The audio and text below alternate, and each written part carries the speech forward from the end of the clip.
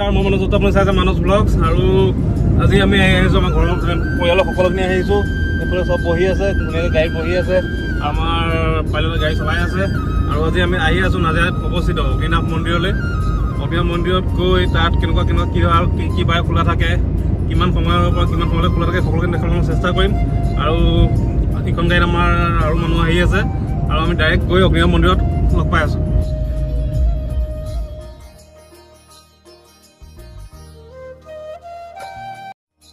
আৰু এয়া আহি আমি অগ্নিনাভ মন্দিৰৰ যি মেইন গেট সেই মেইন গেটৰ ওচৰত আহি উপস্থিত হৈছোঁ নাজিৰাৰ আৰু আজি বহুতো ভক্তগণ আহিছে বহুত দূৰ দূৰণিৰ পৰা ভক্তগণ আহিছে আৰু যিহেতু আজি দেওবাৰ অলপ ভিৰটো বেছি হৈছে ভিৰ পৰিলক্ষিত বেছি হৈছে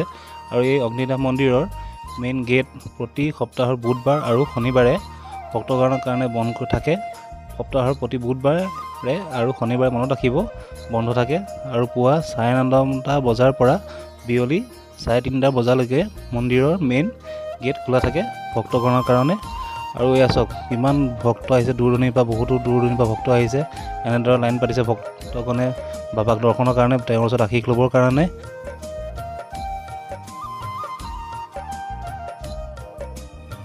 আৰু এয়া চাওক পুৱাৰে পৰা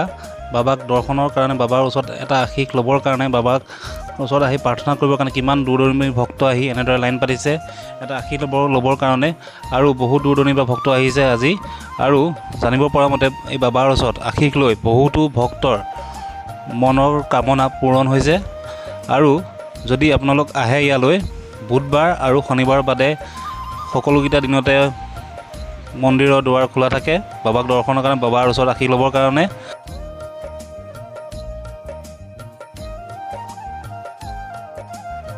আৰু এয়া বাবাক পূজা অৰ্চনা কৰি আছে পুৰোহিতে আৰু এয়া বাবাৰ ওচৰত গৈ এজন দুজনকৈ ভক্তই আশীষ লৈ আছে তেওঁলোকৰ মনোকামনা পূৰণৰ কাৰণে আৰু এই অগ্নিনাভ মন্দিৰ